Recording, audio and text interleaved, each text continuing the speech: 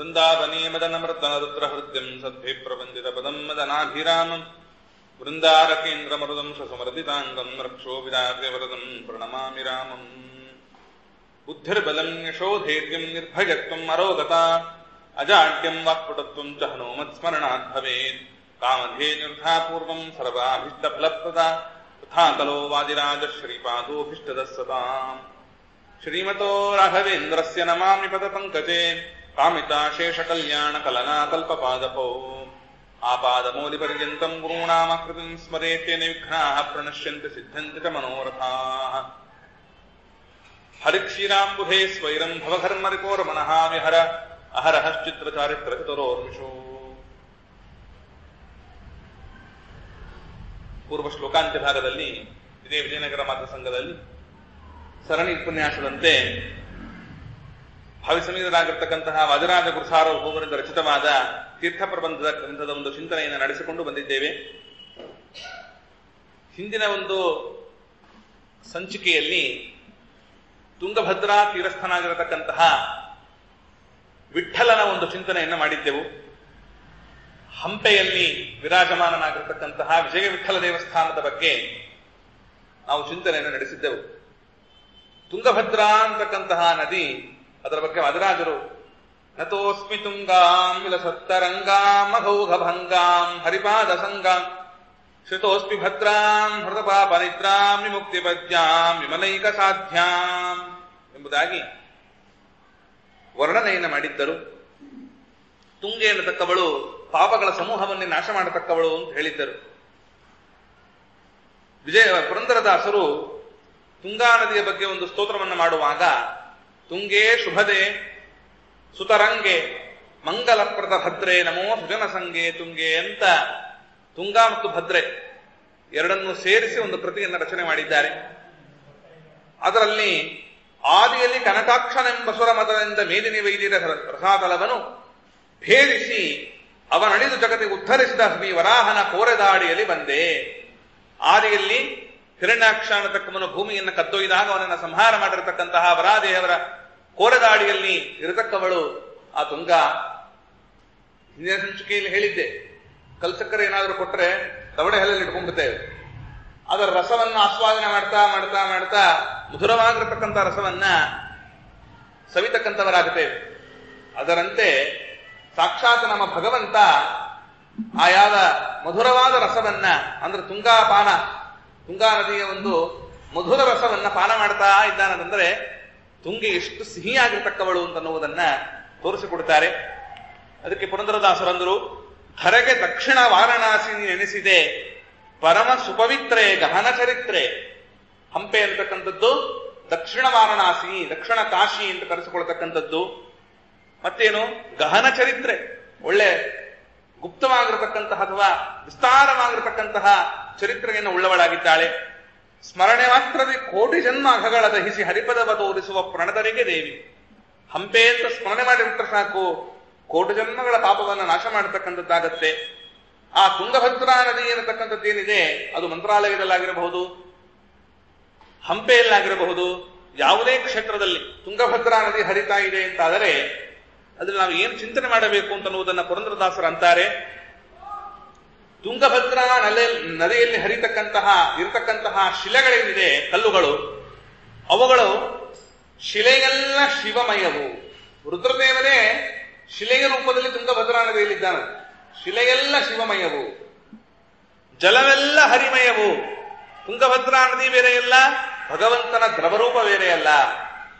ಮಳಲು ಮೃತ್ತಿಕೆಯೆಲ್ಲ ಮುನಿಯಮಯವು. ತುಂಗಭದ್ರಾ ನದಿಯಲ್ಲಿ ಏನಾದರೂ ಮರಳು ತಗೊಂಡ್ಬಂದ್ರೆ ಆ ಮರಳು ಮುನಿಮಯವು. ಮುನಿಗಳೇ ಮರಳಿನ ರೂಪದಲ್ಲಿ ಇದ್ದಾರೆ. ನಾವು ತಿರುಪತಿಯ ಕ್ಷೇತ್ರದಲ್ಲಿ ಕೇಳ್ತೇವೆ, ಗಿಡಗಂಟೆಗಳು, ಪಶುಪಕ್ಷಿಗಳು, ಪ್ರಾಣಿಗಳು ಎಲ್ಲವೂ ಋಷಿಮುನಿ ಗಂಧರ್ವರುಗಳೇ ವಾಸ ಮಾಡ್ತಾ ಇದ್ದಾರೆ ಅಂತ. ತುಂಗಭದ್ರಾ ನದಿಯಲ್ಲಿ ಇರತಕ್ಕಂತಹ ಮರಳುಗಳು ಮುನಿಮಯವು ಅಂತಾರೆ. ಬೆಳೆದಿದ್ದ ದರ್ಭಗಳು ಬ್ರಹ್ಮಮಯ. ಅಲ್ಲೇನಾದರೂ ದರ್ಭೆಗಳು ಬೆಳೆದಿದ್ರೆ, ತುಂಗಭದ್ರಾ ನದಿಯಲ್ಲಿ ದರ್ಭೆಗಳು ಬೆಳೆದಿದ್ರೆ ಸಾಕ್ಷಾತ್ ಚತುರ್ಮುಖ ಬ್ರಹ್ಮದೇವರೇ ದರ್ಭೆಯ ರೂಪದಲ್ಲಿ ಪ್ರಕಟಗೊಂಡಿದ್ದಾರೆ ಅಂತ ಹೇಳ್ತಾರೆ. ನೀನಿದ್ದ ಸ್ಥಳದ ಈ ಜಡಜೀವ ಸರವವು ವಿಷ್ಣುಮಯವು. ಇದೇ ದ್ವಾರಕ. ತುಂಗಭದ್ರಾ ನದಿ ಎಲ್ಲಿದೆಯೋ ಅದೇ ದ್ವಾರಕ. ಇದೇ ಮಧುರಿ, ಮಥುರಾ ಕ್ಷೇತ್ರ ಅಂದ್ರೆ ತುಂಗಭದ್ರಾ ನದಿ, ಇದೇ ಗೋಕುಲ, ಇದೇ ವೃಂದಾವನ, ಇದೇ ಬದರಿಕಾಶ್ರಮ, ಇದೇ ಜಗನ್ನಾಥವೆಂದು ಬುಧರು ಹೇಳುವರು. ಈ ಕ್ಷೇತ್ರ ವೇದ ಪ್ರಸಿದ್ಧ. ಯಾವುದು? ಹಂಪೆ. ಅಧಮ ನಾನೆಷ್ಟು ತುತಿಸಲಿ ನಿನ್ನ ತಾಯಿ ಅಂತಾರೆ. ತುಂಗಭದ್ರಾ ನದಿಯನ್ನ ನಾನು ಏನೋ ಒಂದು ಸ್ತೋತ್ರ ಮಾಡಿಲ್ಲ, ನಾನು ಅಧಮ ಅಂತಾರೆ. ಯಾರು? ನಾರದರು, ಪುರಂದರದಾಸರು. ಪರಮಭಕ್ತ ಪ್ರಹ್ಲಾದ ಒಲಿದು ಬಂದು ನರಸಿಂಹ ಕ್ಷೇತ್ರವೆನಿಸಿದಿ. ಯಾವುದು? ತುಂಗಭದ್ರಾ ನದಿ ತೀರದಲ್ಲಿರತಕ್ಕಂತಹ ನರಸಿಂಹ ಕ್ಷೇತ್ರ ಯಾವುದು? ಕೂಡಲಿ. ತುಂಗಾ ಮತ್ತು ಭದ್ರಾ ಎರಡು ಸೇರ್ತಕ್ಕಂತಹ ಸಂಗಮ ಕ್ಷೇತ್ರದಲ್ಲಿ ಚಿಂತಾಮಣಿ ಅಂತ ಅಲ್ಲಿ ಕರೀತಾರೆ. ಚಿಂತಾಮಣಿ ನರಸಿಂಹ ಅಂತ ಕರೀತಾರೆ. ಚಿಂತಾಮಣಿ ನರಸಿಂಹ. ಆದ್ದರಿಂದ ನರಸಿಂಹ ಕ್ಷೇತ್ರವೆಂದೆನಿಸಿಕೊಂಡೇ ಹೇಳ್ತಾರೆ, ಧರೆಯೊಳಗ ಅಧಿಕವಾದ ಕೂಡಲಿ ಸ್ಥಳದಲ್ಲಿ ಪುರಂದರ ವಿಠಲನಲ್ಲಿ ಬಂದೆ ಅಂತ. ಈ ಪ್ರಕಾರ ಯಾಕಂದ್ರೆ ಕೂಡಲಿಯಲ್ಲೇ ತುಂಗಾ ಮತ್ತು ಭದ್ರಾ ಸಂಗಮವಾಗುತ್ತೆ ಅಂತ ಅರ್ಥ. ಇದು ತುಂಗೆಯ ಒಂದು ಮಹತ್ವವನ್ನ ಸಾರತಕ್ಕಂಥದ್ದು ಅಂತಾದರೆ, ಇನ್ನು ಮುಂದಕ್ಕೆ ವಾದರಾಜ ಗುರುಗಳು ಹೇಳುವಂತೆ ತೀರ್ಥ ಪ್ರಬಂಧದಲ್ಲಿ, ಪೂರ್ವ ಪ್ರಬಂಧದಲ್ಲಿ ನಾವಿದ್ದೆವು, ತುಂಗಭದ್ರೆಯ ವರ್ಣನೆಯನ್ನು ಕೇಳಿದೆವು. ನಂತರದಲ್ಲಿ ನೀನು ಆ ಹಂಪೆಯ ಕ್ಷೇತ್ರಕ್ಕೆ ಬರತಕ್ಕಂಥವರಾಗಿದ್ದಾರೆ. ವಿಠಲನ ಬಗ್ಗೆ ಕೇಳಿದೆವು. ವಿಠಲ ಇದು ಸಾಮಾನ್ಯ ಅಲ್ಲ, ಆದ್ರೆ ಇವತ್ತು ವಿಠಲ ಪ್ರತಿಮೆ ಇಲ್ಲ ಅಲ್ಲಿ. ಚೌರ್ಯಾತ್ ಮಾತೃ ನಿಬದ್ಧ ಚಾರುಚರಣ ಪಾಪೌಘ ಚೌರ್ಯಾದ್ಬುಧೈ ಬದ್ಧಸ್ತ್ವಂ ಪಥಿ ಪುಂಡರೀಕ ಮುನಿನ ಜಾರೇತಿ ಸಂಬೋಧಿತ ತುಂಗಾತೀರಗತೋಸ ವಿಠಲ ದಿಶನ್ಯಾಕೃತಿರ್ವಾಂಛಿತಂ ಎಂಬುದಾಗಿ ತುಂಗಾತೀರದಲ್ಲಿರತಕ್ಕಂಥ ವಿಠಲನ ಬಗ್ಗೆ ನಾವು ಚಿಂತನೆಯನ್ನು ನಡೆಸಿದೆವು. ಮುಂದೆ ಕ್ರಮವಾಗಿ ಆ ಹಂಪೆಯ ಕ್ಷೇತ್ರದನ್ನ ವರ್ಣನೆ ಮಾಡುತ್ತಾ ಇದ್ದಾರೆ. ಪಂಪಾಧ್ಯಕ್ಷೋ ವಿರೂಪಾಕ್ಷ. ಹಂಪೆ ಅಂತಂದ್ರೆ ನಮಗೆ ಮೈ ನೆವರೇಳಬೇಕು ಅಂತಾರೆ. ಯಾಕೆ? ಯಾವ ಸಾಮ್ರಾಜ್ಯದಲ್ಲಿ ಇವತ್ತು ಯಾವ ಭೀತಿ, ನಿರ್ಭೀತಿ ಇಲ್ಲದೇನೆ, ಭೀತಿಯೇ ಇಲ್ಲ, ಯಾವ ಭೀತಿ ಇಲ್ಲದೆ ನಿರ್ಭೀತಿಯಿಂದ ಮುತ್ತು ರತ್ನಗಳನ್ನು ಅಳಿತಕ್ಕಂತಹವರಾಗಿದ್ದಾರೋ, ಇವತ್ತು ರೋಡಲ್ಲಿ ನಾವು ತರಕಾರಿ ಮಾರೋದನ್ನು ನೋಡುತ್ತೇವೆ. ಮುತ್ತು ರತ್ನ ಮಾಡೋದ್ರೆ ಇರ್ತಾರೆ ಮಾರ್ಕೆಟ್ ಅಲ್ಲಿ. ಹಾಗೆ ನಿರ್ಭೀತಿಯಿಂದ, ಭಯಭೀತಿ ಇಲ್ಲದೆ ಮುತ್ತು ರತ್ನಗಳನ್ನ ಮಾಡಿದ ಸಾಮ್ರಾಜ್ಯ ಅದು ನಮ್ಮ ವಿಜಯನಗರ, ಸಂಪದ್ಭರಿತವಾಗಿರತಕ್ಕಂತಹ ವಿಜಯನಗರ ಸಾಮ್ರಾಜ್ಯ. ಯಾವ ಕ್ಷೇತ್ರದಲ್ಲಿ ರಾಮದೇವರು ಚಾತುರ್ಮಾಸಕ್ಕೆ ಕುಳಿತುಕೊಂಡರೋ, ಈಗ ಅವ್ರು ಚಾತುರ್ಮಾಸ ಕೂತರು, ಇವರಲ್ಲಿ ಕೂತರು ಅಂತೆಲ್ಲ ಹೇಳ್ತೇವೆ ನಾವು. ಜಗದೊಡೆಗನಾದ ರಾಮದೇವರು 4 ತಿಂಗಳ ಚಾತುರ್ಮಾಸ ಕೂತ್ಕೊಂಡ್ರಲ್ಲ, ಹಂಪಿ, ಪಂಪಾ ಕ್ಷೇತ್ರ. ಹನುಮಂತ ದೇವರು ಓಡಾಡಿದ ಜಾಗ ಪಂಪಾ ಕ್ಷೇತ್ರ. ವಾದಿರಾಜಪುರ ಸಾರ್ವಭೌಮರು ಈ ಸುಮುನಿಗಳಿದ್ದೇನು ಮಾಡಿದರು? ವ್ಯಾಸಮುನಿ ಒಬ್ಬ ಮಧ್ವತವನ್ನು ಉದ್ಧರಿಸಿದ ಅನ್ನತಕ್ಕಂತಹ ವ್ಯಾಸರಾಜಪುರ ಸಾರ್ವಭೌಮರು ಓಡಾಡಿದ ಜಾಗ ಹಂಪೆಯ ಕ್ಷೇತ್ರ. ವ್ಯಾಸರಾಜರಿಗೆ 24 ಜನ ಯತಿ ಶಿಷ್ಯರು. ವಿಶ್ವಪಾವನ ಮಠ ಅಂತ ಅದ್ಭುತವಾದ ವಿಶ್ವವಿದ್ಯಾನಿಲಯವನ್ನೇ ಪ್ರಾರಂಭ ಮಾಡಿದ ಜಾಗ ಹಂಪೆಯ ಕ್ಷೇತ್ರ. ಇಂತಹ ಹಂಪೆಯ ಕ್ಷೇತ್ರಕ್ಕೆ ಹೇಳ್ತಾ ಹೋದ್ರೆ ದಿನಗಟ್ಟಲೆ ಮಾಡಬಹುದು, ಅಂತಹ ಅದ್ಭುತವಾದ ಕ್ಷೇತ್ರ ಅದು. ಅದಕ್ಕೆ ವಾದಿರಾಜರು ಒಂದೇ ಒಂದು ಶ್ಲೋಕದಲ್ಲಿ ಆಯಾದ ಪಂಪಾ ಕ್ಷೇತ್ರವನ್ನು ವರ್ಣನೆ ಮಾಡುತ್ತಾರೆ. ಆ ಪಂಪಾ ಕ್ಷೇತ್ರಕ್ಕೆ ಅಧಿಪತಿಯಾಗಿರತಕ್ಕಂತಹ ವಿರೂಪಾಕ್ಷನನ್ನು ವರ್ಣನೆ ಮಾಡುತ್ತಾರೆ. ನೋಡತಕ್ಕ ಸ್ಥಳಗಳು ಬೇಕಾದಷ್ಟಿದೆ. ಹಂಪೆಗೆ ಅಂತ ನೋಡಿಬಿಟ್ರೆ ಕಾಲಿದ್ರೆ ಹಂಪಿ, ಕಣ್ಣಿದ್ರೆ ಕನಕಗಿರಿ ಅಂತ. ಕನಕಗಿರಿ ಅಂತ ಒಂದು ಊರಿದೆ ಅಲ್ಲಿ, ಇಲ್ಲಿ ಕುಷ್ಟಗಿ ಹತ್ರ ನರಸಿಂಹದೇವರ ದೇವಸ್ಥಾನ ಆಯ್ತಾ. ಕಣ್ಣಿದ್ರೆ ಕನಕಗಿರಿ, ಗಾದೆ ಅದು, ಆ ಕಡೆ ಎಲ್ಲ ಒಂದು ಗಾದೆ. ಕಾಲಿದ್ರೆ ಹಂಪಿ, ಕಣ್ಣಿದ್ರೆ ಕನಕಗಿರಿ ಅಂತ.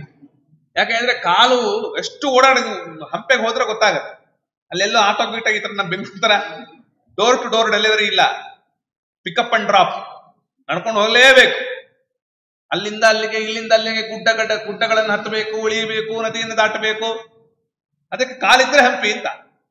ಆದ್ರಿಂದ ಅಷ್ಟು 1 ಕೋಟಿ ಲಿಂಗಗಳು ಪ್ರಾದುರ್ಭಾವಗೊಂಡ ಜಾಗ ಇದೆ ಅಲ್ಲಿ ಹಂಪೆಯಲ್ಲಿ. ನರಹರಿ ತೀರ್ಥರ ವೃಂದಾವನ ಸನ್ನಿಧಾನ ಇದೆ ಹಂಪೆಯ ಕ್ಷೇತ್ರದಲ್ಲಿ. ವಿರೂಪಾಕ್ಷನ ಸನ್ನಿಧಾನ, ನರಸಿಂಹದೇವರ ಸನ್ನಿಧಾನ, ವಿಜಯ ವಿಠಲನ ದೇವಸ್ಥಾನ, ಗುಲಗುಂಜಿ ಮಾಧವನ ದೇವಸ್ಥಾನ, ರಾಮದೇವರ ದೇವಸ್ಥಾನ, ಅದ್ಭುತವಾಗಿರತಕ್ಕಂತಹ ಕ್ಷೇತ್ರ ಹಂಪೆ.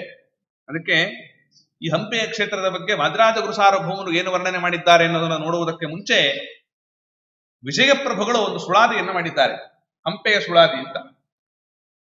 ಇಡೀ ಹಂಪೆಯ ಬಗ್ಗೆ ಒಂದು ಓವರ್ ರಿವ್ಯೂ ಕೊಟ್ಟುಬಿಡ್ತಾರೆ. ವಿಜಯಪ್ರಭುಗಳು ಮಾಡಿದ ಪರಮೋಪಕಾರ ಎಲ್ಲರಿಗೂ ಆಯ್ತಾ ಜ್ಞಾನ ಅನ್ನತಕ್ಕಂಥದ್ದು ಮುಟ್ಟಬೇಕು. ಅದು ಸ್ತ್ರೀಯಾಗಿರಲಿ ಪುರುಷರಾಗಿರಲಿ, ಬರೀ ಸಂಸ್ಕೃತದಲ್ಲಿದ್ರೆ ಅಂತಲ್ಲ, ಕನ್ನಡದಲ್ಲಿಯೂ ಕೂಡ ಜ್ಞಾನ ಅನ್ನತಕ್ಕಂಥದ್ದು ಎಲ್ಲರಿಗೂ ತಲುಪಬೇಕು ಅನ್ನುವ ನಿಟ್ಟಿನಲ್ಲಿ ವಿಜಯರಾಯರು ಮಾಡಿದ ಪರಮೋಪಕಾರ ಅದನ್ನು ಹೇಳ್ತಾರೆ. ದಕ್ಷಿಣ ವಾರಣಾಸಿ ಕ್ಷೇತ್ರವೆನಿಸುವುದು ಮೊಟ್ಟ ಮೊದಲ ಬಿರುದಿದೆ. ಹಂಪೆಗೆ ಒಂದು ಪ್ರಶಸ್ತಿ ಅಂತ ಕೊಡ್ತಾರ ನೋಡ್ರಿ. ಹಂಪೆಗಿರುವ ಪ್ರಶಸ್ತಿ ಏನಪ್ಪಾ ಅಂತಂದ್ರೆ ದಕ್ಷಿಣ ವಾರಣಾಸಿ ಕ್ಷೇತ್ರ ಎನಿಸುವುದು. ನಾವು ಅಲ್ಲಿ ನೋಡ್ತೀವ್ರಿ, ಯಾವುದು ಕಾಶಿ ಕ್ಷೇತ್ರ ಮೇಲಿದೆಯಲ್ಲ, ಅಹಂ ಕಾಶೀಂ ಗಮಿಷ್ಯಾಮಿ ತತ್ರೈವ ನಿವಸಾಮ್ಯಹಂ ಅಂತ ಅಂದ್ರೆ ಸಾಕಂತ. ಮನೆಯಲ್ಲಿ ಇದ್ದುಕೊಂಡು ನಾನು ಕಾಶಿಗೆ ಹೋಗುತ್ತೇನೆ, ಕಾಶಿಗೆ ಟಿಕೆಟ್ ಬುಕ್ ಮಾಡಿಸೋದು ಬೇಡ, ಮನೆಯಲ್ಲಿ ಇದ್ದುಕೊಂಡೇ ನಾನು ಕಾಶಿಗೆ ಹೋಗ್ತೇನೆ, ಕಾಶಿಯಲ್ಲಿ ವಾಸ ಮಾಡ್ತೇನೆ ಅಂತಂದ್ರೆ ಕಾಶಿ ವಾಸದ ಪುಣ್ಯವನ್ನು ತಂದು ಕೊಡ್ತಾನಂತೆ ಭಗವಂತ. ಏನು ಕಾಶಿ ಕ್ಷೇತ್ರ ಅದ್ಭುತವಾಗಿರ್ತಕ್ಕಂಥದ್ದು ಆಯ್ತಾ. ಅದಕ್ಕೆ ಆ ಕಾಶಿ ಕ್ಷೇತ್ರದ ಬಗ್ಗೆ ಹೇಳುವಾಗ ವಾದಿರಾಜರು ಈ ಹಿಂದೆ ಹೇಳಿದ್ದಾರೆ, ಸತೀಪತಿರ್ ಅಧ್ಯತಿಷ್ಠತ್ ಕಾಶಿ ಮಸೀ ವರುಣಯೋ, ಅಸಿ ಮತ್ತು ವರುಣ ಎರಡು ನದಿಗಳ ಒಂದು ಸಂಗಮ ಸ್ಥಾನದಲ್ಲಿ ಪಂಚಗಂಗಾ ಘಾಟ್ ಅಂತೆಲ್ಲ ಇದೆ, 64 ಘಟ್ಟಗಳು ಈಗ ಇತ್ತೀಚೆಗೆಲ್ಲ ಆಗಿದೆ. ಅಂತೂ ಅಲ್ಲಿ ಮುಖ್ಯವಾಗಿರತಕ್ಕಂಥದ್ದು ಬಿಂದುಮಾಧವನ ಘಟ್ಟ, ಪಂಚಗಂಗಾ ಘಾಟ್. ಅದು ಧೂತಪಾಪೇಶ್ವರ, ವರುಣ, ಅಸಿ ಹೀಗೆ 5 ನದಿಗಳ ಸಂಗಮ ಅದು ಪಂಚಗಂಗಾ ಅಂತ. ಪಂಚಗಂಗೆಯ ಯಾತ್ರೆ ಅಂತಲೇ ವಿಜಯರಾಯರು ಬರೀತಾರೆ. ಇದೆಲ್ಲ ಹೇಳಿದ್ದೇನೆ ಅಲ್ಲಿ ಕಾಶಿ ಕ್ಷೇತ್ರದ ಬಗ್ಗೆ ಹೇಳುವಾಗ. ಆದ್ರಿಂದ ಅಂತಹ ಆ ಯಾವ ಕಾಶಿ ಕ್ಷೇತ್ರ ಅಲ್ಲಿದೆ, ಅಷ್ಟು ದೂರ ಹೋಗಕ್ಕೆ ನಮಗೆ ಆಗಲ್ವಲ್ಲ ಅಂತಂದ್ರೆ ವಿಜಯಪ್ರಭುಗಳಂದ್ರೆ ಯೋಚನೆ ಮಾಡಬೇಡ್ರಪ್ಪ, ದಕ್ಷಿಣ ಭಾರತದಲ್ಲಿ ಒಂದು ಕಾಶಿ ಇದೆ. ಯಾವುದದು ಅಂತಂದ್ರೆ ಹಂಪೆ. ದಕ್ಷಿಣ ವಾರಣಾಸಿ ಕ್ಷೇತ್ರ ಎನಿಸುವುದು ಯಾಕೆ ಅಂತಂದ್ರೆ ಯಕ್ಷೇಶನ ಆಪ್ತ. ಯಕ್ಷೇಶ ಅಂದ್ರೆ ಯಾರು?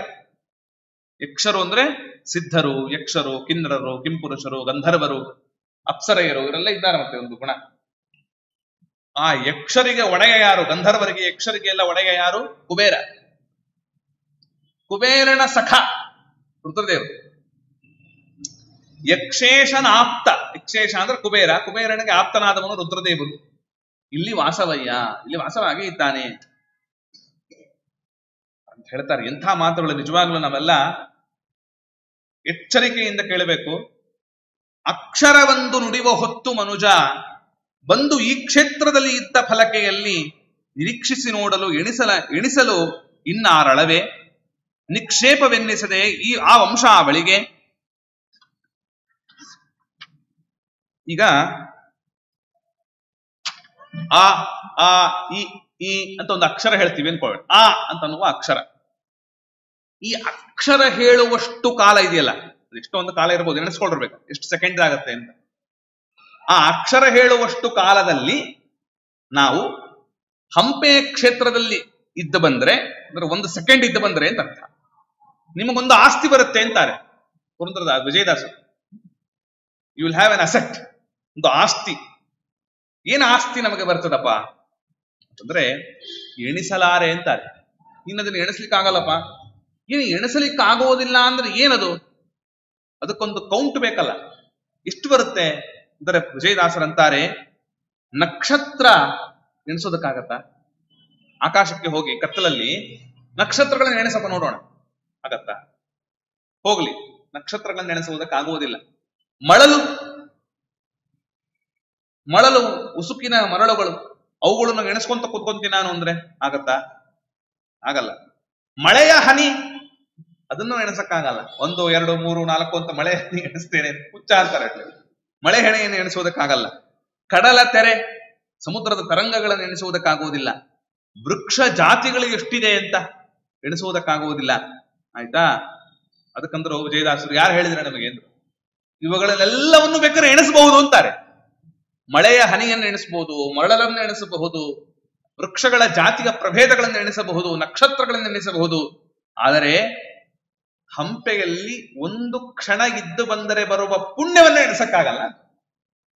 ವಿಚಾರ ಮಾಡಿ ಹಂಪೆಯ ಒಂದು ಮಹತ್ವ ಏನು ಅಂತ. ಲಕ್ಷಣವುಳ್ಳ ಪುಣ್ಯಗಣನೆ ಮಾಡುವವರು ಯಾರು?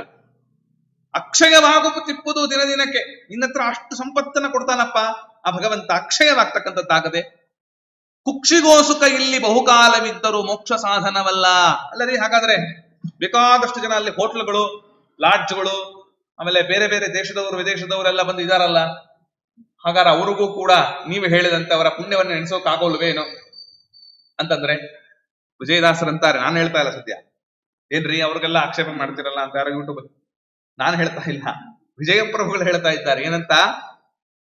ಮೋಕ್ಷ ಸಾಧನವಲ್ಲ ದುರುಳರಿಗೆ. ಅವನು ಒಂದು ವೇಳೆ ದುಷ್ಟನಾಗಿದ್ದರೆ ಅವನಿಗದು ಮೋಕ್ಷಕ್ಕೆ ಸಾಧನವಾಗುವುದಿಲ್ಲ. ಆಯ್ತಾ? ಇಲ್ಲ, ಹೊಟ್ಟೆಪಾಡಿಗೋಸ್ಕರ ಬದುಕ್ತಾ ಇರ್ತಾರೆ ಎಷ್ಟೋ ಜನ ಅಲ್ಲಿ, ಅದನ್ನು ಮೋಕ್ಷ ಸಾಧನವಾಗುವುದಿಲ್ಲ. ದಕ್ಷಿಣಾಧೀಶ ಈ ಪರಿ ಇದ್ದವರ ವೈದು ಶಿಕ್ಷಿಸುವರು. ಹೊಟ್ಟೆಪಾಡಿಗೋಸ್ಕರ ಆ ಕ್ಷೇತ್ರವನ್ನ ಆರಿಸಿಕೊಂಡು ಬದುಕಿದರೆ ಯಾರು? ದಕ್ಷಿಣಾಧೀಶ. ದಕ್ಷಿಣಾಧೀಶ ಅಂದ್ರೆ ಯಮಧರ್ಮರಾಜ. ಅವನೇನು ಮಾಡ್ತಾನೆ? ಇಂತಹ ಈ ರೀತಿಯಾಗಿರ್ತಕ್ಕಂಥವರನ್ನ ಒಯ್ದು ಶಿಕ್ಷಿಸುವನು ಜನುಮ ಜನುಮದಲ್ಲಿ. ಚಕ್ಷು ಶ್ರವಣ ಶಾಯಿ ವಿಜಯ ವಿಠಲ ನಂಘರಿ. ಇವರ ಪದಪ್ರಯೋಗಗಳೇ ಆಗಿರ್ತಾವೆ ವಿಜಯಪ್ರಭುಗಳು. ಚಕ್ಷು ಶ್ರವಣ ಶಾಯಿ, ಕಣ್ಣುಗಳೇ ಯಾರಿಗೆ ಕಿವಿಯೋ, ಹಾವಿಗೆ ಕಿವಿ ಅಂತ ಪ್ರತ್ಯೇಕ ಇಲ್ಲರಿ, ಹಾಗಂತ ಕಿವಿ ಕೇಳಿಸಲ್ಲ ಅನ್ಕೋಬಿಡು ಸದ್ಯ. ಅವನು ಕುಯ್ ಅಂತಿರ್ತಾನೆ. ಅದು ಹೆಂಗಾಗತ್ತೆ ಅಂದ್ರೆ, ಇಲ್ಲ ಇಲ್ಲ ಅದೆಲ್ಲ ಸುಮ್ಮನೆ ಸೈನ್ಸ್ ಏನ್ ಹೇಳುತ್ತೆ ಅಂದ್ರೆ, ಇಲ್ಲ ಅದು ಆ ಮೂಮೆಂಟ್ ಹಂಗ್ ಮಾಡತ್ತಷ್ಟೇನೆ. ಇಲ್ಲಪ್ಪ, ಕಣ್ಣುಗಳೇ ಕಿವಿಗಳು, ಅದಕ್ಕೆ ಅಲ್ಲೇ ಆ ಇಂದ್ರಿಯ ಇಟ್ಟಿದ್ದಾನೆ ನಮ್ಮ ಸ್ವಾಮಿ. ಅದರದ ಚಕ್ಷುಶ್ರವಣ, ಕಣ್ಣುಗಳೇ ಕಿವಿ ಯಾರಿಗೆ ಆಗಿದೆಯೋ ಅಂತಹ ಹಾವನ್ನೇ ಶಾಯಿ ಹಾಸಿಗೆಯನ್ನಾಗಿ ಮಾಡಿಕೊಂಡ ವಿಜಯ ವಿಠಲನಂಗ್ರಿ ರಕ್ಷೆಯಿಂದ ದಾಸನ ರಕ್ಷಿಸುವ ಉಮೇಶ. ಇದು ಒಂದು ತಾಳ ಆಯ್ತು.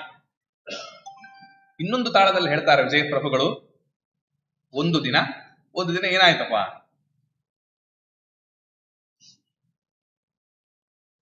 ಮುಕುಂದನು ಭಗವಂತ ತನ್ನ ಮಂದಗಮನೆಯ ಸಹಿತ ಆನಂದದಲ್ಲಿ ಖಗೇಂದ್ರ ವಾಹನನಾಗಿ ತನ್ನ ಹೆಂಡತಿಯನ್ನು ಕರ್ಕೊಂಡು ಬಂದನಂತ. ಲಕ್ಷ್ಮಿ, ಸ್ವಲ್ಪ ವಿಹಾರ ಮಾಡಬೇಕು, ಪಿಕ್ನಿಕ್ಗೆ ಹೋಗೋಣ, ವಿಹಾರ ಮಾಡ್ಕೊಂಡು ಬರೋಣ. ಗರುಡ ಅಂತ ಬಂದ್ರು. ಗರುಡ ದೇವರು, ಸ್ವಾಮಿ ಆಜ್ಞೆ ಆಗ್ಬೇಕು. ಕುಳಿತುಕೊಂಡ್ರು ವಿಹಾರಕ್ಕೆ ಅಂತ ಬಂದ್ರು ಆಕಾಶ ಮಾರ್ಗದಲ್ಲಿ. ಯಾರು? ಲಕ್ಷ್ಮೀನಾರಾಯಣರಿಬ್ರು. ಮುಕುಂದ ಸಕಲ ವಸುಂಧರೆ ಚರಿಸುತ್ತಲಿ. ವಸು ಅಂದ್ರೆ ಸಂಪತ್ತನ್ನ ತನ್ನ ಹೃದಯದಲ್ಲಿ ಧಾರಣೆ ಮಾಡಿದವಳು. ಆದ್ದರಿಂದ ಭೂಮಿಗೆ ವಸುಂಧರೆ ಅಂತ ಹೆಸರು. ಆಯ್ತಾ?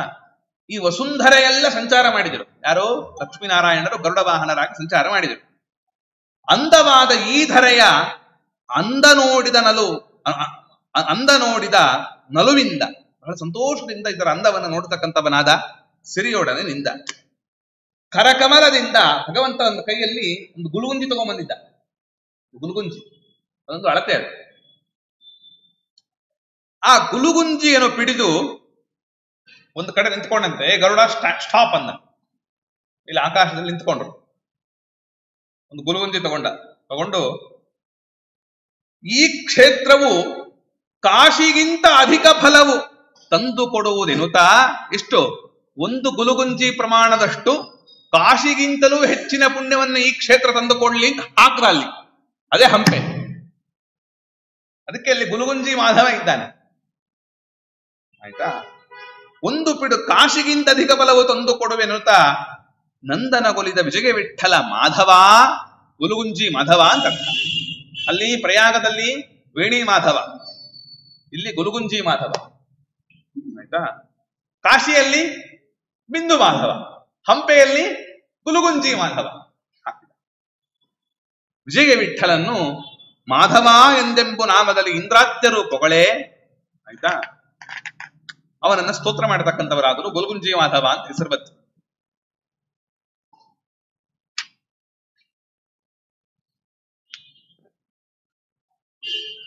ಮುಂದಿನ ತಾಳದಲ್ಲಿ ವಿಜಯಪ್ರಭುಗಳಂತಾರೆ, ಶ್ರೀ ತರುಣೇಶನು ವಿನಯದಿಂದಲೇ ಬಂದಿ ಭೂತಳದಲ್ಲಿ ನಿಂದ ವಾರ್ತೆಯನು ಭೂತಾಧಿಪನು ನಾರದರಿಂದಲೇ ಕೇಳಿ. ಶ್ರೀ ತರುಣೇಶನು ಆಯ್ತಾ. ಶ್ರೀ ತರುಣ, ಲಕ್ಷ್ಮೀದೇವಿಗೆ ಒಡೆಯನಾಗಿರತಕ್ಕಂತಹ ನಾರಾಯಣನು ಈ ಕ್ಷೇತ್ರದಲ್ಲಿ ವಾಸ ಮಾಡಿಕೊಂಡು ಇದ್ದಾನೆ ಅಂತನ್ನೋ ವಿಷಯವನ್ನ ಯಾರು ಹೇಳಿದ್ರು? ನಾರಾಯಣ ನಾರಾಯಣ ನಾರದರು. ಎಲ್ಲಾ ಕಡೆಯಲ್ಲಿಯೂ ಸುದ್ದಿಯನ್ನ ತಿಳಿಸಿಕೊಡುವವರು ಅವರೇ ಮಹಾನುಭಾವರು, ಜ್ಞಾನವನ್ನು ತಂದುಕೊಡುವವರು. ಅವರು ಹೋಗ್ತಾ ಸಂಚಾರ ಮಾಡ್ತಾ ಶಿವನಿಗೆ ಹೇಳಿದರು, ಇಲ್ಲಪ್ಪ ಮತ್ತೆ ನಿಮ್ ತಾತ ಒಂದು ಗುಲ್ಗುಂಜಿ ಹಾಕ್ಯಾನು, ಎಲ್ಲಿ ಆ ಕಾಶಿ ಕ್ಷೇತ್ರಕ್ಕಿಂತಲೂ ಕೂಡ ಅಧಿಕವಾದ ಪುಣ್ಯವನ್ನು ತಂದು ಕೊಡಬೇಕು ಅಂತ ಈ ಒಂದು ಕ್ಷೇತ್ರದಲ್ಲಿ ಹಾಕಿದ್ದಾನಪ್ಪ.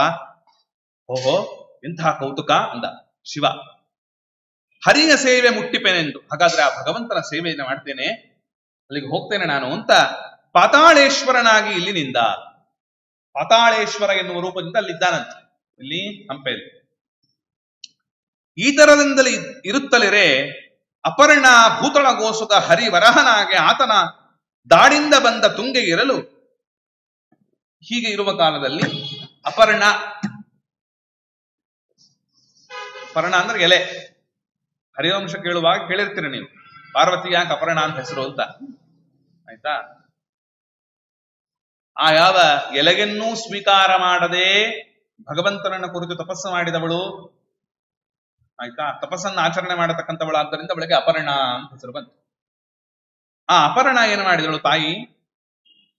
ಭೂತಳಗೋಸುಗ ಹರಿವರಹನಾಗೆ ಅವಳು ಅಂದುಕೊಂಡ್ಲಂತು, ಯಾವ ಕ್ಷೇತ್ರದಲ್ಲಿ ಭಗವಂತ ವರಾಹನಾಗಿ ಇದ್ದಾಗ ಆತನ ದಾಡಿನಿಂದ ತುಂಗೆ ಬಂದು ಈ ತೀರದಲ್ಲಿ ಪಂಪಾ ಅಂತನ್ನುವ ಹೆಸರಿನಿಂದ ಬರತಕ್ಕಂತಹವಳಾದಳೋ, ಅಲ್ಲ ತುಂಗ ಹರಿತಕ್ಕಂತಹವಳಾದಳೋ, ಆ ತೀರದಲ್ಲಿ, ಅಂತಹ ತುಂಗಾ ತೀರದಲ್ಲಿ ಪಾರ್ವತಿ ಅಂದುಕೊಂಡ್ಲಂತೆ, ನಾನು ಬರ್ತೇನೆ. ಹೇಗೆ? ಪಂಪಾ ಅಂತ ಹೆಸರಿಟ್ಟುಕೊಂಡು ಬಂದ್ಲಂತೆ. ಅವಳ ಹೆಸರೇನು? ಪಂಪ. ಪಾರ್ವತಿ ದೇವಿ ಹೆಸರು ಪಂಪ, ಅದಕ್ಕೆ ಪಂಪಾರಮಣ ಅಂತ ಅಲ್ಲಿ ರುದ್ರದೇವರಿಗೆ ಹೆಸರು. ಪಂಪಾಧ್ಯಕ್ಷೋ ವಿರೂಪಾಕ್ಷ. ಪಂಪ ಎನ್ನುವ ಹೆಸರಿನಿಂದ ಬಂದ್ಲು ಅಮ್ಮನವರು. ಬಂದವಳೆ ತಪಸ್ಸನ್ನು ಮಾಡುವುದಕ್ಕೆ ಪ್ರಾರಂಭ ಮಾಡಿದಳು. ಆ ಕಡೆ ಜಾತವೇದಸ ನೇತ್ರ, ಜಾತವೇದಸ್ ಅಂದ್ರೆ ಅಗ್ನಿ, ಅಗ್ನಿಯನ್ನೇ ಮೂರನೇ ಕಣ್ಣಾಗಿ ಉಳ್ಳವನು ಯಾರು? ರುದ್ರದೇವರು. ಅತ್ತ ಜಾತವೇದಸ ನೇತ್ರ ಪ್ರತಿರೂಪದಿ ಚಾತುರ್ಯದಿಂದಲೇ ಬಲು ಬ್ಯಾಟಿ ಮಾರ್ಗದಲ್ಲಿ ಬೇಟೆ ಆಡಬೇಕು ಅನ್ನುವ ಕಾರಣಕ್ಕೋಸ್ಕರ ರುದ್ರದೇವರು ಕಿರಾತನಂದದಿ ಬೇಟೆಯಾಡುವ ರೂಪದಿಂದ ಹಂಪ ಹಂಪ ಅಂತ ಹೆಸರು ಅವನ ಹೆಸರು. ಪಾರ್ವತೀ ದೇವಿಯ ಹೆಸರೇನು? ಪಂಪ. ರುದ್ರದೇವರ ಹೆಸರೇನು? ಹಂಪ. ಬೇಟೆ ಆಡ್ಕೊಂಡು ಬಂದರು. ಬಂದವರೇ ಮಾನವನಂತೆ ಸೋತು ಆ ಪಂಪೆಯನ್ನು ನೋಡಿದಂತೆ. ಯಾರು ಇವನು? ಕಿರಾತ, ಬೇಟೆಗಾರ. ಯಾರೇ ನೀನು? ಪ್ರಶ್ನೆ ಮಾಡಿದಾಗ ನೀನ್ ಯಾರೆಂದು ಮಾತಾಡಿಸೆ ನೀತವಿಲ್ಲ. ಅಯ್ಯೋ ಎಂಥ ಮಾತಾಡ್ತಾ ಇದ್ದೀರಿ, ಪರಪುರುಷನ ಜೊತೆಗೆ ಮಾತನಾಡೋದಾ ಅಂತ ನಾಚಿಕೊಂಡ್ಲಂತ. ಭೀತಿ ತೋರಿದಳು ಅನ್ಯರೋಪಾದಿಗಳು, ಯಾರೋ ಬೇರೆಯವರು ಪರಪುರುಷರು ಮಾತನಾಡಿಸ್ತಾ ಇದ್ದಾರೆ ಅಂತನ್ನುವಂತೆ ಭಯವನ್ನ ತೋರಿದಳಂತ. ಯಾತಕ್ಕೆ ಸಂಶಯ? ಎನ್ನಲ್ಲಿ ಉಳ್ಳ ಮಹಾಭೂತಿ ನಿನ್ನದು ಎಂದು ಸತಿಗ ಮದನಾರಾತಿ ಒಡಂಬಡಿಸಿ ಪಾಣಿಗ್ರಹಣವ ಮಾಡಿ. ಅವನಂದ ಯಾಕಿಷ್ಟು ಭಯಪಡ್ತೀಯೇ? ನಾನು ಮದನನನ್ನೂ ಗೆದ್ದವನು ಅಂದ. ನಾನು ಇನ್ನೇನು ನೋಡ್ ಸೋಲ್ತಾ ಇಲ್ಲ, ಮನ್ಮಥನನ್ನು ಗೆದ್ದವನವನು, ಬಾ ಇಲ್ಲಿ ಅಂತ ಕೈ ಹಿಡ್ದ. ಪಾಣಿಗ್ರಹಣವ ಮಾಡಿ ಭೂತ ಪ್ರಮಥ ಗಣಗಳು ಪೊಗಳುತ್ತೀರೆ. ಆ ಕ್ಷಣಕ್ಕೆ ಎಲ್ಲ ಭೂತ ಪ್ರೇತ ಪಿಶಾಚ ಯಕ್ಷಗಣಗಳು ಬಂದವನನ್ನ ಕೊಂಡಾಡತಕ್ಕಂತಹವಳಾಗಿವೆ. ಜ್ಯೋತಿರ್ಮಯ ರೂಪ ವಿಜಯ ವಿಠ್ಠಲರೆಯನ ಮಾತು ಮಾತಿಗೆ ನೆನೆಸಿ ಪುಳಕೋತ್ಸಾಹದಲ್ಲಿದೆ. ಇನ್ನೊಂದು ತಾಳು. ಅಲ್ಲಿಗೇನಾಯ್ತು? ಈಗ ಪಂಪಾ ನಾಮಕಳಾದ ಪಾರ್ವತಿಯನ್ನ ಹಂಪಾ ನಾಮಕಳಾದ ರುದ್ರದೇವರು ಕೈ ಹಿಡಿದರು. ಮುಂದೆ ಏನಾಯ್ತು? ಇಷ್ಟಕ್ಕೆ ಇರಲಿಲ್ಲ. ಅಲ್ಲಿ ಗುಲುಗುಂಜಿ ಮಾಧವ ಬಂದಿದ್ದ, ಇವರಿಬ್ರು ಬಂದ್ರು. ನೋಡಿದ್ರಂತೆ ಮದುವೆ ಮಾಡಿಸ್ಬೇಕಲ್ಲಪ್ಪ ಇವರಿಬ್ಬರಿಗೂ. ಯಾರ ಮದುವೆ ಮಾಡಿಸ್ಬೇಕು? ಭಗವಂತ ಮಾಧವನೇ ಆ ಮಾಧವ ವಿಗ್ರಹದಿಂದ ಹೊರಗೆ ಬಂದರಂತೆ. ಹೊರಗೆ ಬಂದು ಯಾರಲ್ಲಿ ಎಂದ, ಆಜ್ಞೆಯಿಂದ ಒಂದು ಪೇಪರ್ ಪೆನ್ನು ಕೊಡಿ ಎಂದ, ಅಂದ್ರೆ ಲೇಖನಿಯನ್ನು ಕೊಡಿ, ಇನ್ವಿಟೇಷನ್ ಕಾರ್ಡ್ ಬರೀಬೇಕು ಅಂದ. ಏನ್ ಇನ್ವಿಟೇಷನ್ ಬರೀತೀಯಪ್ಪ? ಮಾಧವ ಸಾಕ್ಷಾತ್ ನಾರಾಯಣ. ಈ ತರಹದ ಒಂದು ಮಹಿಮೆ ಎಲ್ಲೇ ಬೇರೆ ಕ್ಷೇತ್ರದಲ್ಲಿ ನಾವು ಕಾಣಲಾರೆವು. ತನ್ನ ಮೊಮ್ಮಗನ ಮದುವೆಯನ್ನ ನಿಂತು ಮಾಡ್ತಾನೆ ನಮ್ಮ ಸ್ವಾಮಿಗ. ಇಲ್ಲಿ ಹಂಪೆಯ ಕ್ಷೇತ್ರದಲ್ಲಿ ಹೇಳ್ತಾರೆ ಅದನ್ನ. ಹರಿಯ ನಿರೂಪದಲ್ಲಿ ಲೆಟರ್ ಬರದ, ಅಲ್ಲಿ ಶ್ರೀನಿವಾಸ ಕಲ್ಯಾಣದಲ್ಲಿಯೂ ಕೂಡ ಪತ್ರವನ್ನ ಬರೆದು ಆಕಾಶರಾಜ ಈ ಕಡೆ ಇವನು ಪತ್ರವನ್ನ ಬರೆದು ಬ್ರಹ್ಮದೇವರಿಗೆ ಕೊಟ್ಟು ಕಳಿಸ್ದ. ಗರುಡ ಒಂದು ಕಡೆ, ವಾಯುದೇವರಿಗೆ ಒಂದು ಕಡೆ ಪತ್ರ, ರುದ್ರದೇವರಿಗೆ ಎಲ್ಲಾರನ್ನು ಕರ್ಕೊಂಡು ಬಾ ಮದುವೆ ಮಾಡ್ಕೊಳ್ತೇನೆ ಅಂತ ಪತ್ರವನ್ನು ಬರೆದ. ಇಲ್ಲಿ ಮೊಮ್ಮಗನ ಮದುವೆ ಮಾಡ್ತೀನಿ ಅಂತ ಪತ್ರ ಬರೀತಾ ಇದ್ದಾನೆ, ನಿರೂಪವನ್ನ ಬರೆದ. ಪರಮೇಷ್ಠಿ ಟು ಅಡ್ರೆಸ್ ಯಾರಿಗೆ? ಬ್ರಹ್ಮದೇವರು, ಸುರನಿಕರ ದೇವತಾ ಸಮೂಹ ಪರಮಹರುಷಲಿಂದಿರದೆ ಬಂದು ನೆರೆದು ಸಕಲರು ವೇದ ಹಿರಿದು ಮಂತ್ರಗಳಿಂದ ಚಿರವಕ್ಕು ಉಮಾಮಹೇಶ್ವರರಿಗೆ ಸಾಕ್ಷಿಗೆದಳಿದು ಮೊರಗಿದವು. ಹೇರಿ ಅಬ್ಬರಿಸಿ ನಾನಾ ವಾದ್ಯ ಸುರರು ಕುಸುಮ ವರ್ಷಗರಿಗೆ ಮಹೋತ್ಸಾಹದಲ್ಲಿ ಕರೆಸಿಕೊಂಡನು ಪುರಹರ ನಂದಿನ ಅರಭ್ಯ ಬರ ಪಂಪಾರಮಣ ಪೆಸರಿನಿಂದಲೀ. ಆಗ ಯಾರು ಶಂಖ, ಶಕಟ, ಶರಭ, ಮಾರ್ಕಾಂಡೇಯ, ಕಪಿಲ ಎಲ್ಲಾ ಮುನಿಗಳನ್ನು ಕರೆಸಿ ಅದ್ಭುತವಾದ ವಿವಾಹ ಮಹೋತ್ಸವವನ್ನ ಭಗವಂತನೇ ನಿಂತು ಮಾಡಿದ. ಪುಷ್ಪವೃಷ್ಟಿಯ ನಗರದರು. ಆ ಕ್ಷೇತ್ರ ಹಂಪೆಯ ಕ್ಷೇತ್ರ. ಎಷ್ಟು ಮಹತ್ವ ಇದೆ ಹಂಪೆಗೆ. ಪಿತಾಮಹದೇವನು ಅತಿಶಯದಲ್ಲಿ ಅಷ್ಟೆಲ್ಲ ಆಯ್ತಾ, ಗುರುಗುಂಜಿ ಮಾಧವ ಬಂದ, ಪಂಪಾಧ್ಯಕ್ಷ ಬಂದ, ಮದುವೆ ಆಯ್ತು, ವಿವಾಹ ಮಹೋತ್ಸವ ಆಯ್ತು, ಇಬ್ರು ಅಲ್ಲೇ ಇದ್ದಾರೆ. ರುದ್ರದೇವರು ಇದ್ದಾರೆ, ಪಾರ್ವತಿಯೂ ಇದ್ದಾಳೆ, ಗುರುಗುಂಜಿ ಮಾಧವನು ಇದ್ದಾನೆ. ಇಷ್ಟು ವರ್ಣನೆ ಆಯ್ತು ವಿಜಯ ಪ್ರಭುಗಳು. ಮುಂದಕ್ಕೆ ಇನ್ನೂ ಇದೆ ಅಂತಾರೆ. ಹಂಪೆಯ ಕ್ಷೇತ್ರದ ಮಹಿಮೆ ಇನ್ನು ಮುಗುದಿಲ್ಲ ಅಂತಾರೆ. ಇನ್ನೇನು? ಪಿತಾಮಹದೇವನು ಬ್ರಹ್ಮದೇವರು ಇಲ್ಲಿಗೆ ಬಂದು ಅತಿಶಯದ ಇಲ್ಲಿ ಕ್ರತುವು ಮಾಡಿದನು, ಯಜ್ಞ ಮಾಡಿದನಂತೆ ಬ್ರಹ್ಮದೇವರು. ಕ್ಷಿತಿಯೊಳಗೆ ಪರ್ವತ ತಡೆಯಲ್ಲಿ ರಚಿಸಿ ಚತುರಾಸ್ಯ ಹೋಗೆ ಕಾಲಾತೀತವಾಗಲು ಬಹು ಕ್ಷಿತಿಪರಾಳಿದರು ಉನ್ನತ ಲೀಲೆಯಲ್ಲಿ. ಬ್ರಹ್ಮದೇವರು ಯಾಗ ಮಾಡಿರತಕ್ಕಂತಹ ಜಾಗ. ಅದಾದ ಮೇಲೆ ಅನೇಕ ರಾಜಾಧಿರಾಜರುಗಳು ಇಲ್ಲಿ ಆಳ್ತಕ್ಕಂತಹವರಾದರು, ದೊಡ್ಡ ದೊಡ್ಡ ರಾಜರು. ಅವರು ಗತವಾದ ತರುವಾಗ ಶತಮೋದನೆಂಬ ನಂದನನು ಪ್ರತಿಬಿಲ್ಲವೆನಿಸಿ ಸಪ್ತದ್ವೀಪದಳು ಮೆರಿಗೆ ದಿತಿಸುತನಿಂದ ಅರ್ಕಸುತನರೊಡೆ ವಾಲಿ ಹಿತ ತಪ್ಪಿ ನಡೆದು ದುರ್ಮತಿಯಲ್ಲಿ ಸಂಚರಿಸೆ. ಅನೇಕ ಅಂದ್ರೆ ಬರೀ ನಾವು ವಿಜಯನಗರ ಸಾಮ್ರಾಜ್ಯ ಅವರೆಲ್ಲ ಬಂದ್ರು ಹಾಗಾಯ್ತು ಅಂತೆಲ್ಲ ಕೇಳ್ತೇವೆ, ಆಯ್ತಾ?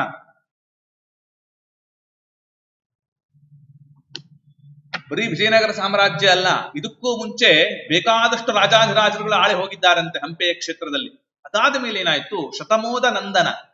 ಶತಮೋದ ಅಂದ್ರೆ ಬ್ರಹ್ಮದೇವರು, ಶತಾನಂದ ಅಂತ ಅವರ ಹೆಸರು, ಅವರ ಮಗ, ಆಯ್ತಾ? ಶತಮೋದ ನಂದನ ರುದ್ರದೇವರು ಅಂತ ಇಟ್ಕೊಳ್ಬಹುದು. ಅವರೆಲ್ಲ ವಾಸವಾಗಿರ್ತಕ್ಕಂಥ ಕಾಲದಲ್ಲಿ ಮುಂದೆ ಏನಾಯ್ತು? ಒಂದು ಕಾಲದಲ್ಲಿ ವಾಲಿಯು ಕೂಡ ಅಲ್ಲಿ ಬಂದು ನೆಲೆಸಿದ. ವಾಲಿ ಮತ್ತೆ ಸುಗ್ರೀವ, ರಾಮಾಯಣದಲ್ಲಿ ಕಥೆಯನ್ನು ಕೇಳ್ತೇವೆ. ಅದೊಂದು ಕಥೆ ನಡೀತು. ಸತ್ಯಲೋಕದಲ್ಲಿ ಒಂದು ಕಥೆ ನಡೀತಂತೆ. ವಿಶ್ವಪತಿ ತೀರ್ಥರು ಅದನ್ನು ದಾಖಲೆ ಮಾಡ್ತಾರೆ. ವೃಕ್ಷರಾಜ ಅಂತ, ಅವನು ಬ್ರಹ್ಮದೇವರ ಬೆವರಿನಿಂದ ಬಂದವನು. ಹಿಂಗಂದ್ರು ಬ್ರಹ್ಮದೇವರ ಬೆವರು ಕೆಳಗೆ ಬಿಟ್ಟು ವೃಕ್ಷರಾಜ ರಕ್ಷನಾದ.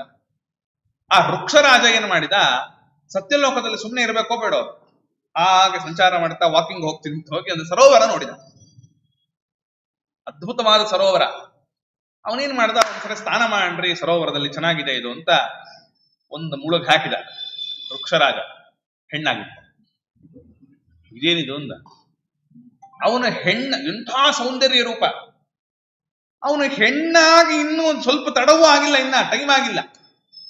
ಇಂದ್ರದೇವರು ನೋಡ್ತಾರೆ, ಸೂರ್ಯ ನೋಡ್ತಾನೆ, ಆಯ್ತಾ? ಇಂದ್ರದೇವರ ಒಂದು ತೇಜಸ್ಸು ಅದು ಪತನವಾಗ್ತಕ್ಕಂಥದ್ದಾಯ್ತು. ಯಾರು? ಈ ವೃಕ್ಷರಾಜ ಹೆಣ್ಣಾಗಿದ್ದನಲ್ಲ, ಅವಳನ್ನ ನೋಡಿ ಇಂದ್ರದೇವರ ತೇಜಸ್ಸು ಪತನವಾಯಿತು.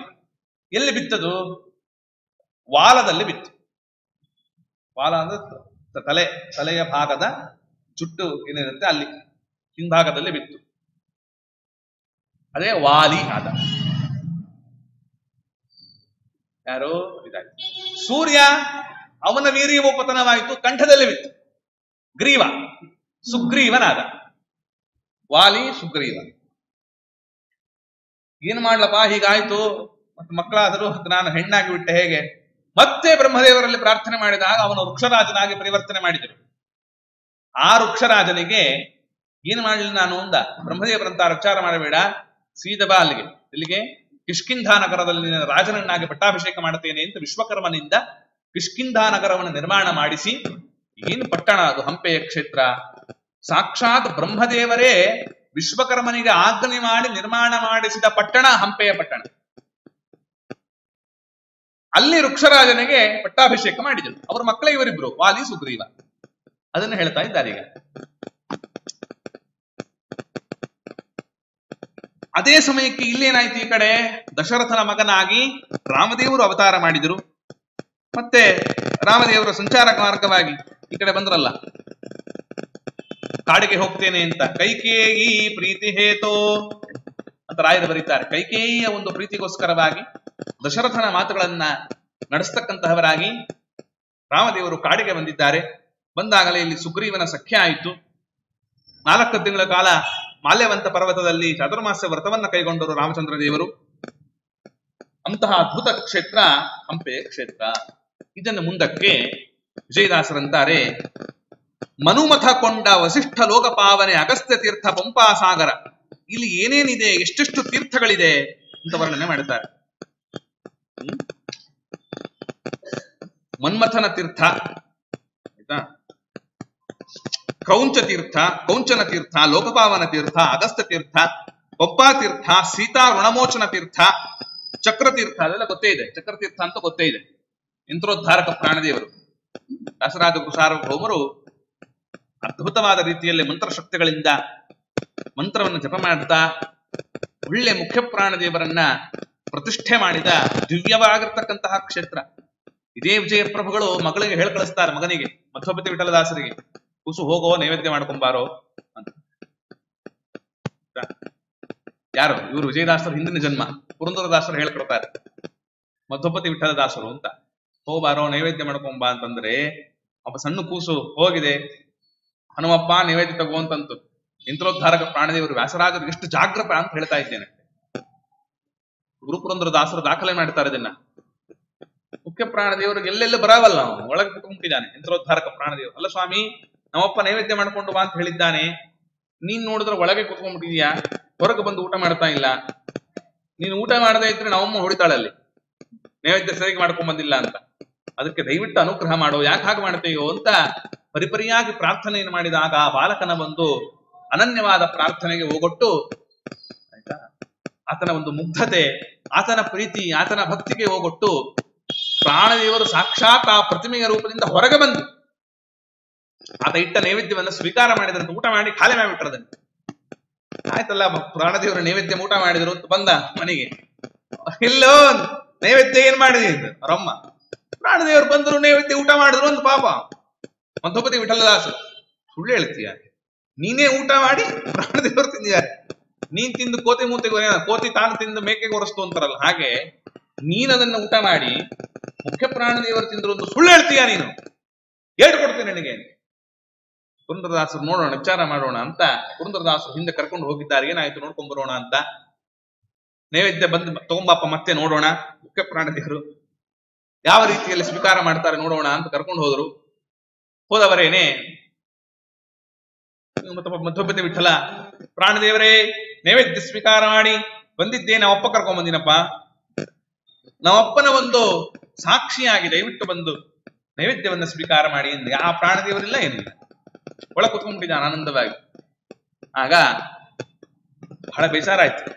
ಅಲ್ಲ, ನಾನು ಹೇಳಿದ್ದು ಸುಳ್ಳು ಅಂತ ಆಗಿಬಿಡ್ತಲ್ಲ, ದಯವಿಟ್ಟು ನನ್ನ ರಕ್ಷಣೆ ಮಾಡು ಚಕ್ರತೀರ್ಥವಾಸ, ಇಲ್ಲ ನಾನು ಪ್ರಾಣತ್ಯಾಗವನ್ನ ಮಾಡಿಬಿಡ್ತೇನೆ ಹಾಗೆ ಅಂತ ದೊಡ್ಡ ಮಾತುಗಳನ್ನು ಆಡಿದಾಗ ಸಾಕ್ಷಾತ್ ಮುಖ್ಯ ಪ್ರಾಣದೇವರು ಮತ್ತೆ ಹೊರಗೆ ಬಂದು ಪುರಂದರದಾಸರ ಸಮ್ಮುಖದಲ್ಲಿ ತಾವು ಸ್ವೀಕಾರ ಮಾಡಿದ್ದನ್ನ ಕಂಡು ಗುರುಪುರಂದರದಾಸರು ಕೃತಿಯನ್ನ ಹಾಡತಕ್ಕಂಥವರಾಗುತ್ತಾರೆ. ಅಂತಂದ್ರೆ ಇದೇ ಮಧ್ವಪತಿ ವಿಠಲದಾಸರೇ ವಿಜಯಪ್ರಭುಗಳಾಗಿ ಅವತಾರ ಮಾಡಿ ಬಂದಿದ್ದಾರೆ, ಪುರಂದರದಾಸರ ಮಕ್ಕಳು.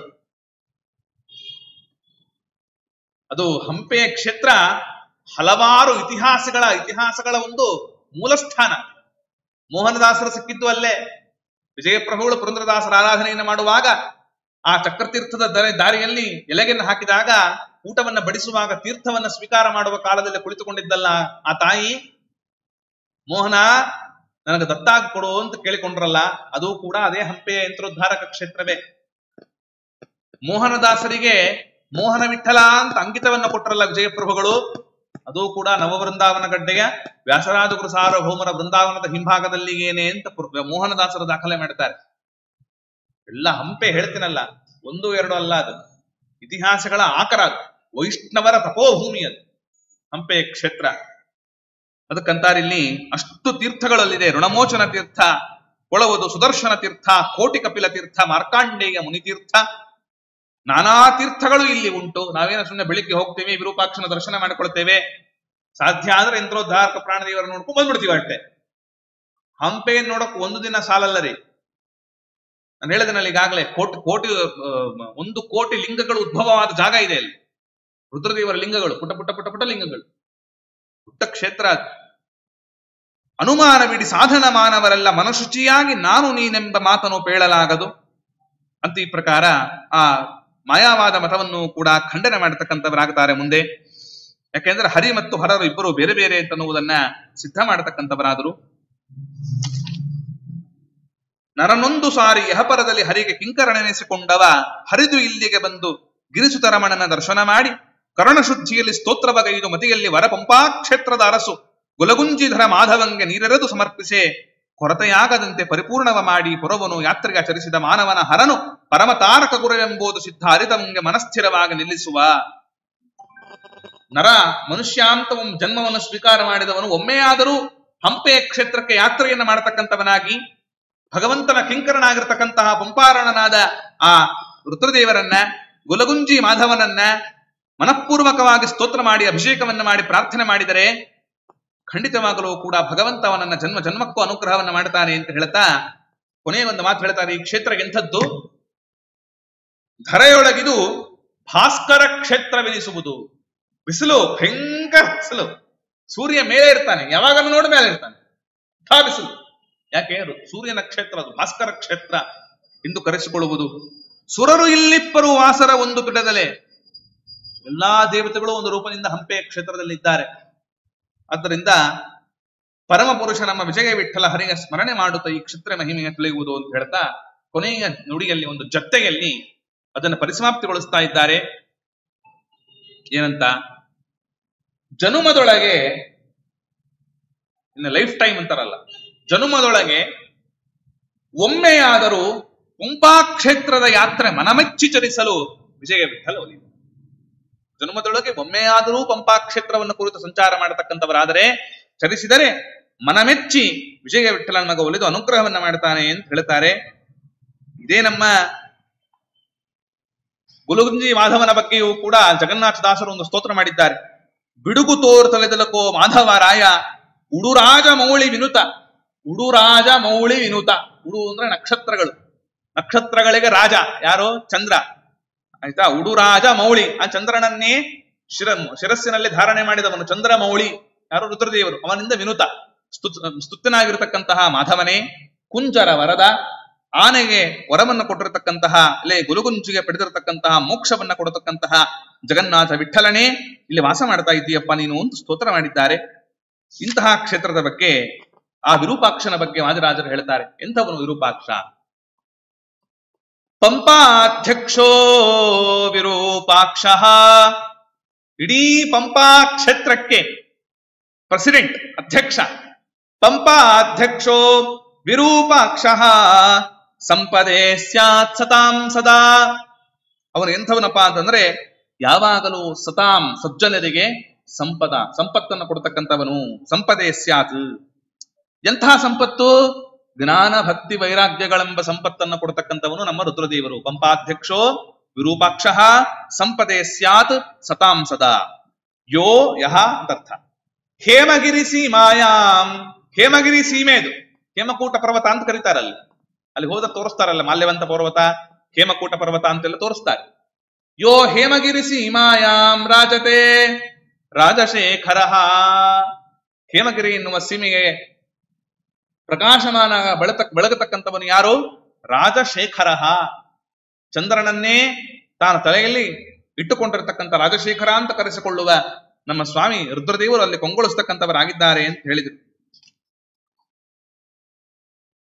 ಇನ್ನು ಪಂಪಾ ಕ್ಷೇತ್ರದ ಬಗ್ಗೆ ಹೇಳ್ತಾರೆ, ಅಂದ್ರೆ ಇಡೀ ಸಮಗ್ರ ಕ್ಷೇತ್ರದ ಬಗ್ಗೆ.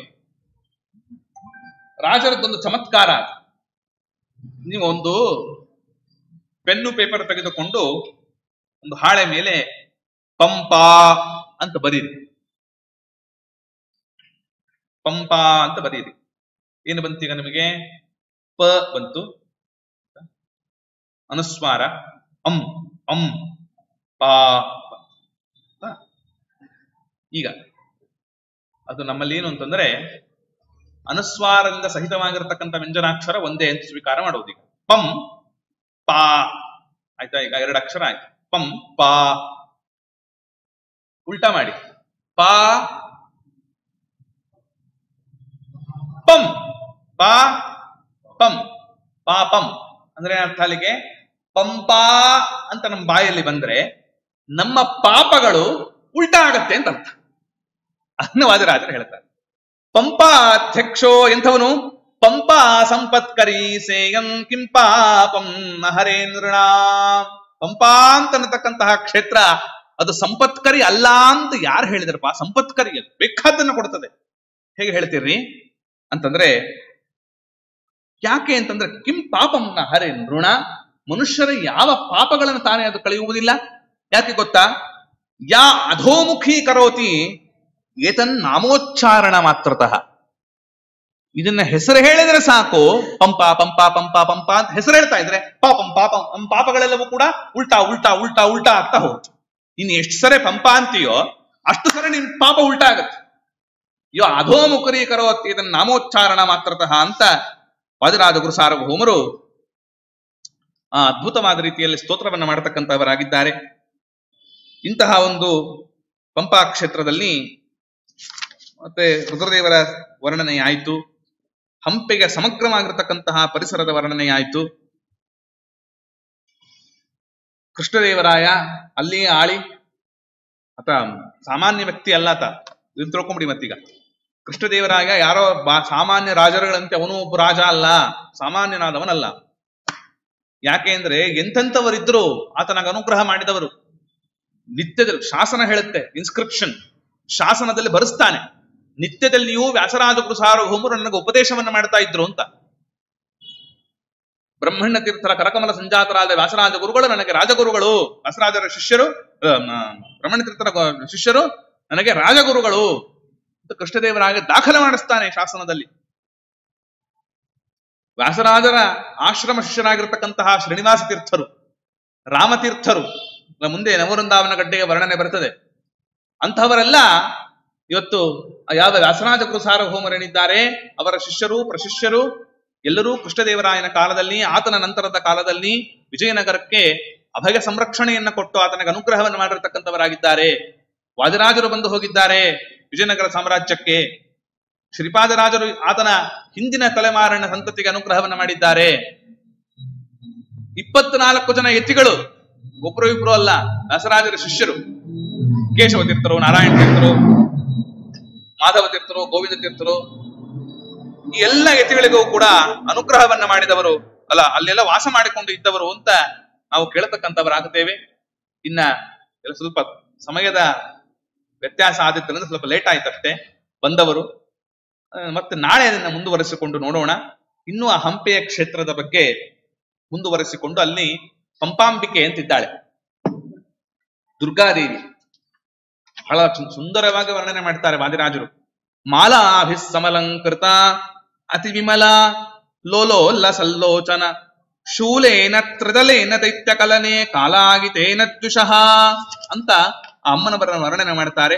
ಅದಾದ ಮೇಲೆ ಗಜಗಹ್ಪುರ ಸಂಗೀತ, ಗಜಗಹ್ಪುರ ಅನ್ನತಕ್ಕಂತಹ ಕ್ಷೇತ್ರ, ಗಜ ಅಂದ್ರೆ ಆನೆ, ಗಹ್ವರ ಅಂದ್ರೆ ಗೊಂದಿ, ಆನೆ ಗೊಂದಿ. ಅಲ್ಲಿ ಇರ್ತಕ್ಕಂತಹ ಆ ಯಾವ 9 ಜನ ಯತಿಗಳು, ನವವೃಂದಾವನಸ್ಥರಾಗಿರತಕ್ಕಂತಹ ಯತಿಗಳು, ಟೀಕಾಕೃತ್ಪಾದರು, ತದನಂತರದಲ್ಲಿ ಮುಂದೆ ಬರತಕ್ಕಂತಹ ತಿರುಪತಿಯ ಕ್ಷೇತ್ರ, ಇವುಗಳೆಲ್ಲದರ ವರ್ಣನೆಯನ್ನ ನಾಳಿನ ದಿನ ಸೇರಿದಾಗ ನೋಡೋಣ ಅಂತ ಹೇಳ್ತಾ, ಇವತ್ತಿನ ಈ ಒಂದು ಉಪನ್ಯಾಸದಿಂದ ರಾಘವೇಂದ್ರ ಸ್ವಾಮಿಗಳವರ ಅಂತರ್ಯಾಮಿಯಾದ ವಾದಿರಾಜರ ಹೃದ್ಗುಹಾವಾಸಿ ಲಕ್ಷ್ಮೀ ಹೈಗ್ರೀವನ ಪದಾರಂಭಗಳಲ್ಲಿ ಸಮರ್ಪಣೆ ಮಾಡುತ್ತೇನೆ. ಶ್ರೀಕೃಷ್ಣಾರ್ಪಣಮಸ್ತು.